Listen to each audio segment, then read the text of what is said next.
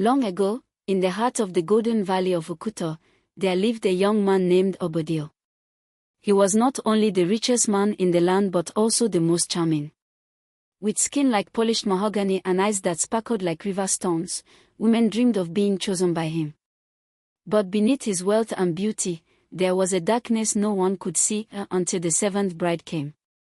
Obodio lived alone in his grand estate, a palace of white stones and red clay, surrounded by guards, palm trees, and silence. His wealth came from a string of mysterious gold mines passed down by his late father, a man known for his power and secrets. Every woman in Okuta wanted to marry him, and their parents would line up, dressed in their finest wrappers, bearing gifts and praises. But Obodio had a strange pattern. He married a beautiful young woman each year. And each year, shortly after she became pregnant, she would fall ill and die suddenly. People whispered, of course. At first, they blamed bad luck. Then they said maybe the women were too fragile for motherhood. Others claimed the ancestors were angry. But no one dared question Obodio, not the elders, not the chiefs, and not even the medicine men. He was too powerful, and his gold flowed like a river through the veins of the village. He buried each wife with grand ceremonies. Dancers were paid, drummers beat their talking drums, and the air was filled with wails and dirges. Yet he never seemed truly heartbroken. By the time the sixth wife, Amora, died in her third month of pregnancy, unease crept into the hearts of the villagers. Still, no one dared speak aloud the truth buried in their thoughts: something was not right. And then came Nia. She was different. Nia was not from Okuta. She came from the mountain village of Naima, a place known for its storytellers, healers, and guardians of the old ways. Her skin was the color of roasted cocoa, and her eyes glowed with quiet fire. She was not only beautiful but wise beyond her years, with a calm spirit that even lions would respect. Obodio saw her at a festival when he visited Naima for trade. The moment he laid eyes on her, he declared he would marry her. Nia's father, a humble herbalist, hesitated. He had heard the stories. But when Obodio offered cattle, gold, and land, the village elders pressed him to agree. And so, with tears hidden behind a forced smile, Nia was sent off to become the seventh bride. The wedding was grand, like a festival of kings. Drums roared, beads clinked, dancers spun like wind. But as Nia stepped into Obodio's palace, a chill gripped her heart. Something was off. The smiles were too wide, the servants too quiet, and the halls too clean, as if Sao had been scrubbed away too many times. Nia, unlike the others, did not lose herself in luxury. She walked through the palace, memorized its corners, and learned the ways of the house. She watched. She listened. And when night came, she would whisper prayers to her ancestors and speak to the stars. It was on the seventh night that she heard the scream. It came not from a living soul, but from deep within the walls, a woman's cry, muffled and haunting. The sound chilled her bones. She rushed out of bed and followed it, barefoot, down a corridor she hadn't explored. But before she reached the heavy wooden door at the end, a hand pulled her back. It was Obodio. His eyes were cold now. "That wing is forbidden," he said softly, almost too softly. "Why?" Nia asked. He smiled, but it did not reach his eyes. "It is where I keep my memories." That night, Nia did not sleep. She dreamed of the wives before her, 6 women with swollen bellies and hollow eyes, calling out her name. "Nia! Nia, find the truth, break the curse." She awoke covered in sweat. From that day on, she pretended. She pretended to fall in love with Obodio's charm. She pretended to adore the gifts. She pretended to believe his stories. But behind her soft smile, her mind raced like a river. She began asking quiet questions to the servants. Where did the wives die? What did they eat before they fell ill? Why were their graves always sealed with obsidian stone? The servants were too afraid to speak openly. But one old maid, whose hands trembled from age, whispered to Nia one afternoon, "You must not get pregnant. Or you will join them." Nia's heart pounded. That night, she stopped drinking the special tea Obodio brought her each evening. Instead, she poured it into the earth behind the palace. Soon, she pretended to be pregnant. She placed padding under her clothes. She moaned in the mornings. She spoke to her fake belly. And Obodio seemed pleased, yet distant, as though already preparing. Then, on the third moon, he brought her a necklace, a gold chain with a black stone pendant. "It will protect you," he said. She took it with a smile. That night, she took the stone to the fire pit and smashed it open. Inside was a strange powder. She took a sample and secretly sent it to her uncle, a healer in Daima, through a traveling merchant. The response came days later in a rolled palm leaf, deadly powder from the bark of the widow tree. Causes slow death in pregnant women. You are in grave danger. Nia's blood turned to ice. Obodio was killing his wives. But why? She needed proof. She needed to know the reason. So she returned to the forbidden corridor, this time in the dead of night. She slipped past the guards, whose drinks she had secretly laced with sleeping herbs. Her bare feet made no sound. The heavy wooden door creaked open. Inside, she found a hidden room filled with portraits of the 6 wives, each painted in sorrow, not joy. At the center was a shrine. Obodio's shrine. And behind it, a diary. She took it and ran. In the safety of her chambers, she lit her oil lamp and read. And what she read would shake the earth beneath her. The diary belonged to Obodio's father. It told of a curse. Many years ago, Obodio's father had struck a deal with a dark spirit to become rich. The spirit promised him gold beyond measure. But in return, he must offer the wombs of his bloodline's wives, 7 in total. Each wife would carry life, and then die, feeding the spirit's hunger. The spirit warned, if the cycle breaks, your son will lose everything: wealth, power, life.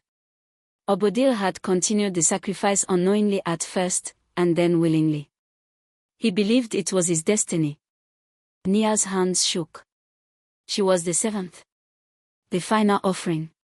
But she would not be a victim. She would be the end of the curse. Nia's feet pounded the pavement as she raced through the silent city streets. The once beautiful marble parts of Obodio's estate were now distant behind her, like a dream-turned nightmare. Her lungs burned. Her heart thundered. She didn't know where she was running to, only that she had to get far, far away from that cursed man and his death-stained villa. Behind her, the city seemed to groan. The wind howled unnaturally. Dogs barked in the distance. And above it all, Obodio's scream still echoed through the night. She didn't stop until she reached the gate of a small church on the edge of town. A white-haired pastor was sweeping the steps. He looked up as she stumbled forward, her face pale, her dress torn, her eyes wide with horror. "Child, what happened to you?" the pastor asked gently. I need help," she panted. "Please. I have nowhere else to go." The man nodded slowly. "Come. The house of God has no locked doors." He gave her water, a seat, and time. But Nia didn't waste any. She told him everything. About the villa, the shrine, the curse, the 6 dead wives, the scroll, and her fake pregnancy. The pastor listened in silence. Then he stood and fetched a dusty book from the shelf, thicker than any Bible she had ever seen. Its cover was made of dark bark. Its pages were written in red ink. "I have heard of Okufu," he said slowly, but only in whispers. "That spirit is older than language. It does not kill for revenge. It kills for balance." Obodio was saved unnaturally, and the universe demands a cost. Nia's fingers trembled. "Can I stop him?" The pastor flipped pages, then pointed to an old symbol. You are the seventh womb. You are the only one with the power to reverse the curse. But you must not run anymore. You must return to that house. Return. Nia's voice cracked. He'll kill me. The old man placed a beaded necklace into her hand. Not if you wear this. It's the chain of Mamutu, the protector of expectant women. He cannot harm you while you wear it. But listen carefully, at the stroke of the seventh moon, 7 days from now, you must destroy the skull in his shrine and speak the names of the 6 wives he murdered. Only then will the curse be broken. If you fail. He didn't finish the sentence. Nia held the beads tightly. 7 days. 6 spirits. 1 cursed man. She nodded. Obodio welcomed her back like nothing had happened. He acted as though she had simply taken a walk. My sweet Nia, he said, his voice as smooth as ever, you frightened me. I thought I lost you. She smiled. I needed air. He kissed her forehead. The baby needs rest. You mustn't leave again. She nodded. Played along. But inside, her mind was a map of fury and strategy. She wore the chain of Mamutu beneath her clothes. Every night, she walked the villa's halls, whispering the names she had learned from hidden documents in Obodio's shrine. Eo. Molly. Funk. Tinashi.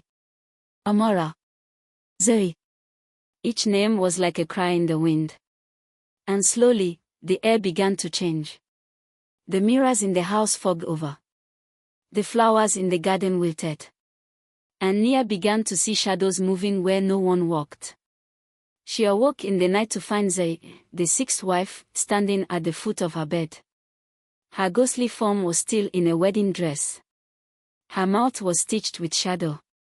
Her eyes dripped tears of ash. Nia whispered, Zoe. I'm trying. I'm going to break the curse. Zoe pointed to the grave garden. Then vanished. That morning, Nia dug at the base of Zoe's tomb with her bare hands and found a lock of hair wrapped in a blood-soaked cloth. The wives had been buried with a piece of themselves missing: hair, nails, teeth. The curse was fed by fragments. Obodio knew what he was doing. Obodio grew restless. He brought her more tea. He watched her sleep. He stood outside the bathroom, listening. He was waiting for signs of pregnancy. Waiting to be sure. But Nia kept up the act. I feel it move, she said one day, touching her belly. Obodio's eyes glistened. Then soon, we'll be free. She forced a smile. But inside, rage clawed her ribs. The ghost began to speak. At night, Nia heard their whispers in her dreams. The skull must burn. Call our names, daughter.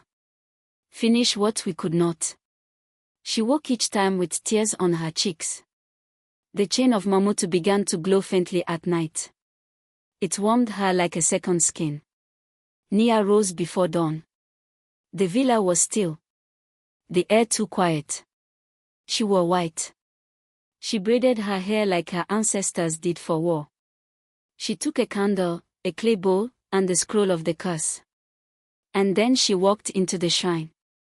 Obodio was there, kneeling before the skull, chanting in a tongue not of earth. His eyes were blood red. He turned. It's time, he whispered. Nia stepped forward. Indeed it is. Then she ripped off the fake pregnancy padding and dropped it at his feet. Obodio's smile faded. You tricked me again. Yes, she said. And I brought company. She lit the candle. The flame turned blue. And then, the 6 wives appeared. Their spirits filled the room like a windstorm of sorrow and fury. Zoe, Amora, Tinashi, Funk, Molly, Eo. They circled Obodio, weeping, wailing, chanting. He screamed. No. I am the chosen. I am eternal. But Nia raised the scroll and shouted their names. Eo. Molly. Funk. Tinashi. Amora. Zoe. Then she smashed the skull with the clay bowl. The shrine exploded in light. Obodio's body twisted. Melted. Screamed.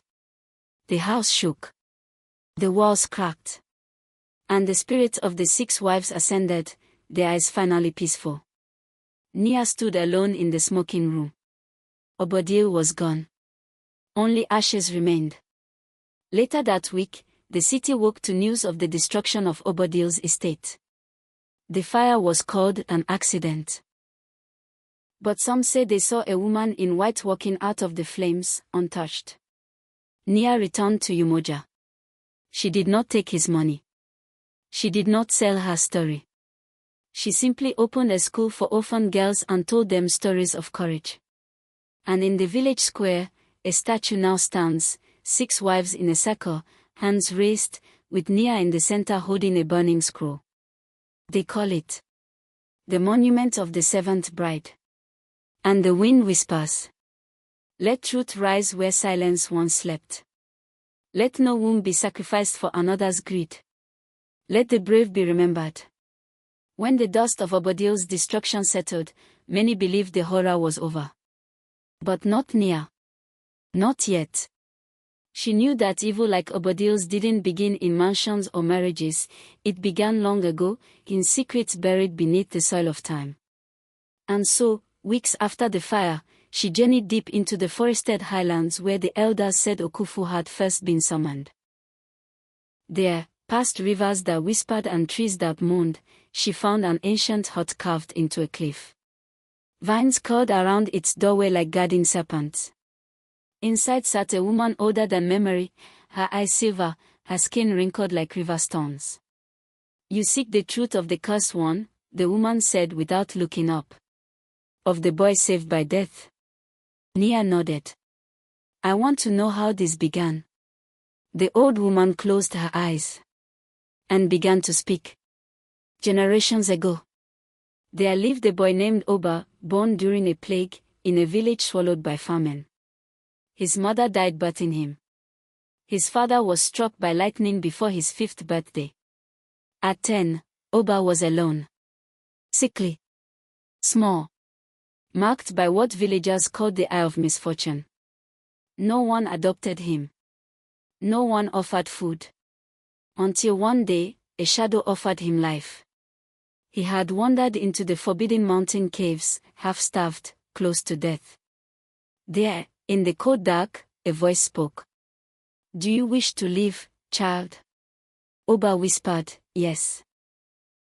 "Do you wish to grow strong, rich, feared?" He nodded.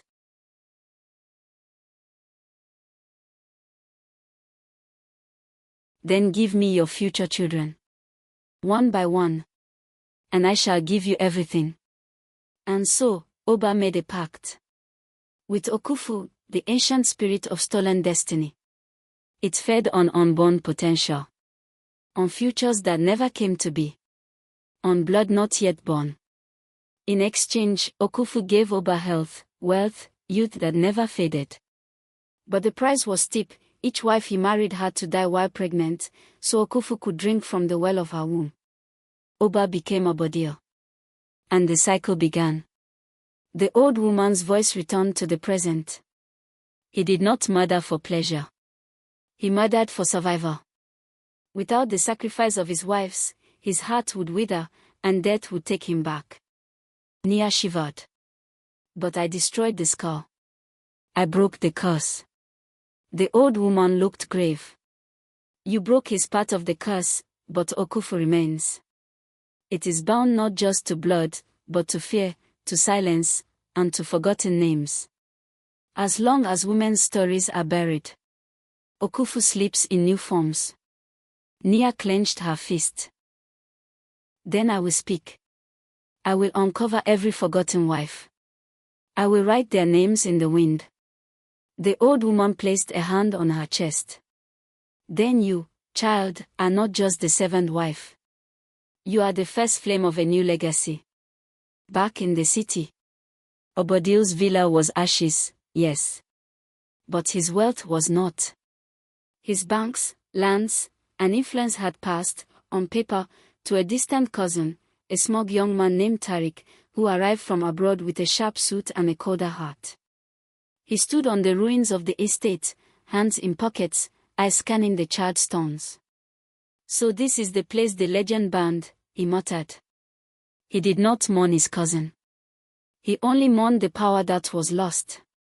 But when he walked the halls, he began to dream strange dreams. Dreams of a dark skull. Of women in white. Of blood-filled bathtubs. And in his sleep, a voice began to whisper. "Do you wish to live, child? Do you wish to be greater than he ever was?" Tariq began to smile. Meanwhile, Nia returned to Umoja, where her school had opened its doors to 32 young girls, all orphaned, abandoned, or cast aside. She taught them math and songs. But also stories. Stories of the 6 wives. She hung portraits of each one in the hall. Ao, the singer with the sun-shaped scar. Mboli, the healer who knew every leaf. Funk, the sculptor of clay wonders. Tinoshi, the runner who flew like the wind. Amora, the quiet poet. Zei, the last, with laughter like rainfall. And beneath each portrait was a candle, lit every night. She taught the girls never to forget names. Never to bow to silence. Never to trust a man simply because he shines. But the story wasn't finished. Because in the city, Tariq began to build again. Not a home, but a clinic. A fertility center. He claimed he wanted to help African women birth the future. But his doctors were strange.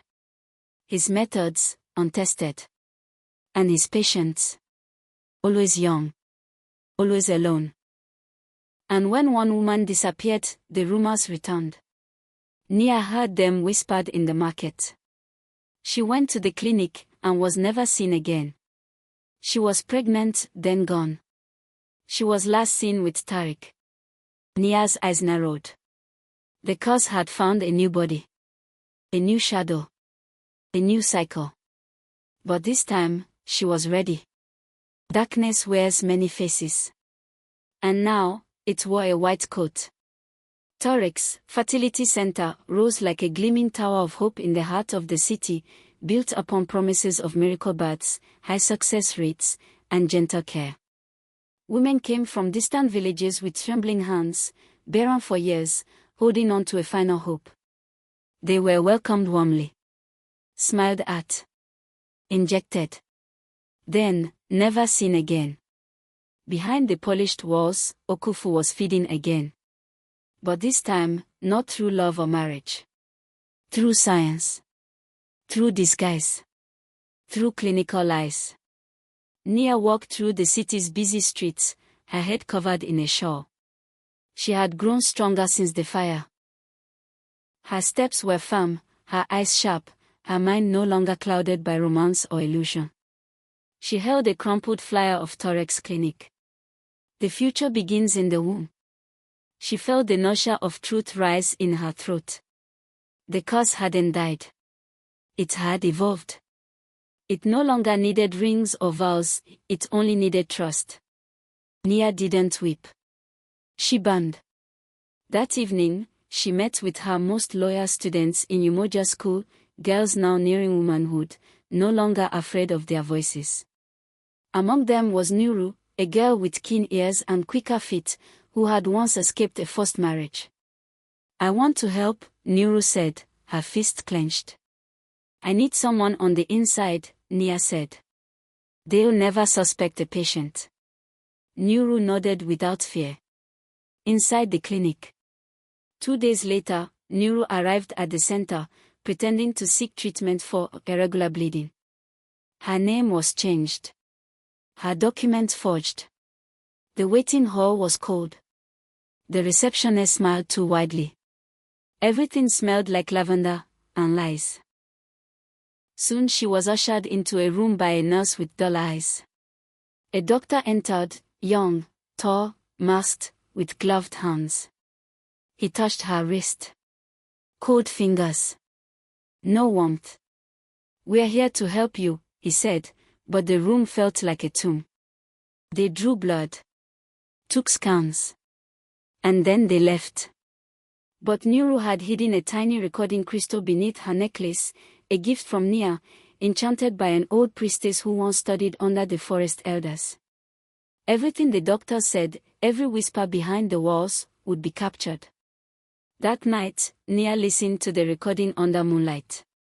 And what she heard chilled her soul. "She's fatal. The spirit will be pleased." The last batch sustained Okufu for only 3 weeks. He's growing hungrier. The vessel must be found. Tarek's not ready.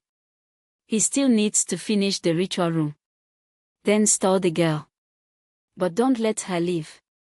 Once she conceives, the offering must be made. And the others? Already processed. Their essence stored in vial 7. Ready for extraction. Nia pressed pause. Her heart thundered. Essence, extraction, offering. They weren't just killing. They were bottling life. She had no time to lose. The next morning, she went to the ancient shrine of Ora, the goddess of exposed truths. There, she met the last surviving watcher, an old blind man named Kembo, whose skin was like cracked earth. He sat cross-legged beside a pool of still water. "I see," he said before she even spoke. "You see?" Nia asked, stunned. "With my ears, child." "And the winds." The scream of wombs being robbed. She knelt. "Tell me how to destroy Okufu." Kembo lifted a carved bone from the earth. "This is from the spine of the first woman Okufu ever claimed. Her name was Ifya. She was not a wife. She was a priestess who tried to bind him, but failed." He handed Nia the bone. "Burn this in the ashes of your own blood. Speak her name. And show him you remember. Will that kill him?" Kembo shook his head. "No. But it will wake her." "Who?" "The one who can end Okufu." That night, Nia returned to Umoja and knelt before the portraits of the 6 lost wives. She placed her own blood on the candle wicks. Her finger throbbed as she lit them. Then she placed Ifya's bone in the center, and set it on fire. The smoke curled upward like a dancing spirit. The air turned cold. And then, the wind spoke. A woman's voice. "I am Ifya." They bound. The first to fall. Nia gasped. "I remember you," she whispered. "Then I am free." A burst of light erupted from the flame. The portraits flickered. And suddenly, all 6 wives appeared around Nia, ghostly, glowing, shimmering like moonlight on water. They didn't speak. But their presence filled the room with warmth, sorrow, power. Nia fell to her knees. "I will finish what you began," she vowed. And the wives nodded. Nia and her students began to act quickly. Some wrote messages to the city press. Others called women who had gone silent after visiting the clinic. Some stood outside with signs. Ask where they went. No life without truth.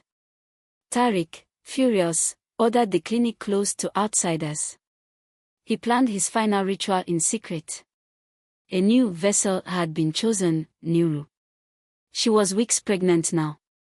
They never asked how. They didn't care. Only that she carried potential. Okufu was ready to be reborn. In her. In the basement of the clinic, Tariq drew symbols on the floor with a mixture of goat's blood and powdered bones.